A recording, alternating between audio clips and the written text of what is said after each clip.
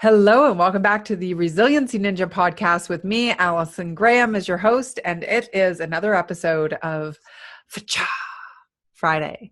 Whether you are joining us on iTunes, Google Play, YouTube, LinkedIn, wherever you're seeing this or listening to this, welcome. Love having you here. And actually, today's episode is inspired by a listener just like you. She asked me, how do I expand my comfort zone? And I'll share a little bit of the specific story, but I think that the advice I'm going to give you will work for you no matter where you're feeling constrained by fear and not having the comfort level that you really desire for your success. In her case, she said that when she goes networking or to an event, from a social perspective, she can talk with CEOs and influencers and people with total confidence and really naturally. However, when she goes to an event that's more work related, when there's an expectation on her, when the people who she's meeting could technically influence her level of success in her next moves in her career, she clams up. She doesn't have the same comfort level. And I think this is very, very natural. And my hope is if we can get you to inch out of your comfort zone so that those types of fears don't hold you back. And fear is absolutely natural. So that's the first thing I want to tell you about comfort zones. They are natural. The trouble is with comfort zones, they're comfortable. And if you want to grow and if you really want to make an influence and build a big business or create a significant career, then comfort is not where you need to be hanging out. In actual fact, you need to blow up that comfort zone and really just continually challenge until you reach your full potential, which truthfully you'll never reach because you're going to keep growing. And yet so many people allow that sensation of fear that they have to hold them back. First thought then is fear is natural, fear is okay. Letting it hold you back is not okay. We need to help you move through and feel the fear. The Resiliency Ninja formula that I'll talk about throughout different episodes and in my book and a lot of my training and keynoting work, it applies here too. The first step in the Resiliency Ninja formula is self-awareness. I want you to get really self-aware and clear about where is your comfort zone, where is your boundary, what is it, at what moment do you say, ooh, no, too far, I'm going to come back here, I'm going to come back to where I feel comfortable, I'm not going to push through that.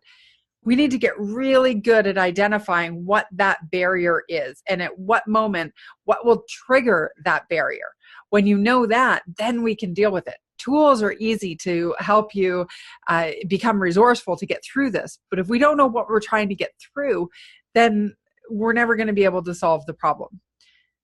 So far, we have that fear is okay. Letting fear dictate your actions is not okay. Self-awareness is the first step. We want to get really clear about where your boundaries are. Now, in order to bust through your comfort zone, you have two options. And in many ways, this is going to, the option you choose is going to be influenced either by your personality, okay, or how badly you want to get out of your comfort zone. So your first option is just leap. Go for it, say yes, figure it out later, how to do it. And I have done a lot of that in my life, and it has always paid off. And in the times when it hasn't paid off, I've still recovered. It's not been, life altering or killed my career because I took that big leap. If you are someone who can stomach get that stomach, that gut, intestinal fortitude to go and just blast through it, then go for it. You can always retreat back to your comfort zone after you gave it a shot. Now, for most of you, you're thinking, no way, if I could do that, I wouldn't be listening to this podcast right now asking you, how do I expand my comfort zone? And this, for me, was something that I created an approach early in my career, because one of the things I was so nervous about was going to events and interacting with influencers and people who I deemed to be very intimidating. And so I looked at it. I was self-aware enough. I didn't have the Resiliency Ninja formula then, but I did. This was instinctive. I would sit down and I go, okay, what is it that scares me? And in that case, it was, I didn't know what to say. And I usually judged myself and thought I said something stupid. Okay. And that is not dissimilar to what I hear from other people, FYI. So if you've ever felt that way, you're very normal, natural, that's typical. And I looked at that and I said, okay, can I deal with what I'm going to say, or am I going to deal with starting the conversation? And I looked at it and I said, first thing I'm going to do is I'm going to stretch and just inch up in my comfort zone barrier. And I'm going to say hello to that person and not worry about the first impression. I'm just going to do that. I'm going to go into a room. I'm going to see somebody who I think otherwise I would not talk to because I'd be intimidated by that person. And I am going to just say hello. I'd only expect myself to do that with one person. The next time I'd go back, I'd expect myself to do that with two people, and so on and so on, and then three, and then four, until introducing myself and starting conversation with influencers, intimidating executives became more natural.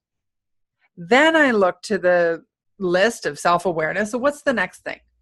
Well, I tend to say silly things and put my foot in my mouth a lot. I used to do that a lot. I don't do it as much anymore.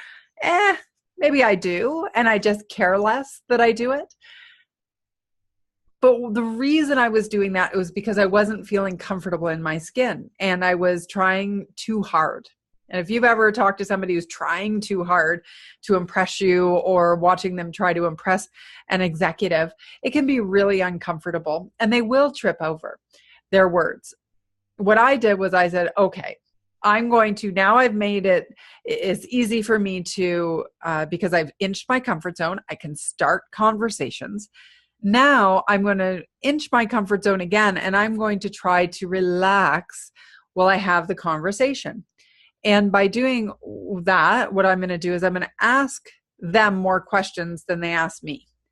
And now I actually think that in another episode, we should talk about small talk. And you'll have to be sure to subscribe so you never miss that episode. For now, we just want to talk about how do you inch that comfort zone. So it's baby steps. I hope you can see how I'm building here.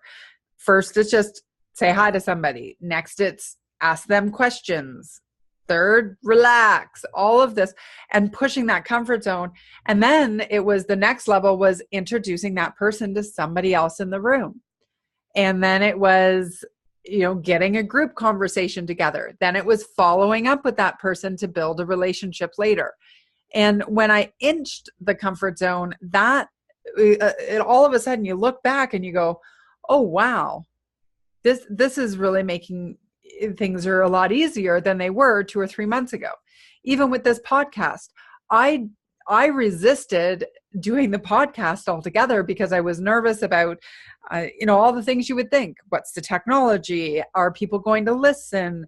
Am I going to be able to be succinct enough to give good advice? Am I going to be able to serve people? All of those questions of doubt go in your mind. Now, for me, I decided to take the big leap. And because once you do something like that, you're either all in or you're all out. And what I did was in terms of inching my comfort zone and allowing that to become a really comfortable thing that I'm involved in now, I actually surrounded myself with people who did know what they were doing, so they could guide me and help me and make me feel more comfortable because I borrowed their confidence. And this is something else you can do for your comfort zone expansion. You can borrow somebody else's confidence. For example, if it's this event going anxiety that this listener, thank you for sending this question in, had, then go to the event with someone who is an executive. She already has enough contacts and people. Find somebody to go with and then walk in with them and then piggyback off of their relationships and their confidence until you've built it yourself. Whether or not you choose to leap or whether or not you choose to just inch, through self-awareness and finding out the very deliberate action of expanding your comfort zone. Either way will work. It's up to you what your personality is and what makes you feel comfortable about getting through something. And also, how badly do you want to get through your comfort zone? Because if it's just sort of maybe I should, maybe I shouldn't. Oh, if I do, it'd be kind of nice. But most things that are worthwhile achieving, if we have that attitude, it's never going to happen. You have to be committed and talking yourself into opportunity in order to stretch your comfort zone. Because I'll tell you, just like, our comfy clothes on the couch on a weekend when it's raining or snowing outside and you're watching Netflix and you don't want to get out, like it takes a lot of effort to get off the couch. And I need you to get off the couch in your life so that you can truly reach your full potential and not let that fear and that comfort zone keep you down. So thank you for joining me. If you love this, please rate it, review, and don't forget to subscribe. If you know somebody who is playing small and living in their comfort zone and letting fear dictate their level of success, please share this with them. Let them know to come and have a listen. I can't wait to see you next week. And until then,